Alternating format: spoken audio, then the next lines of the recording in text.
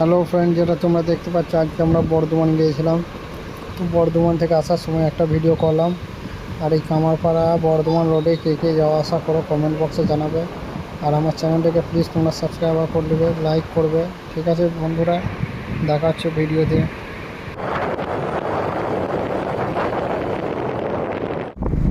ধান দোসা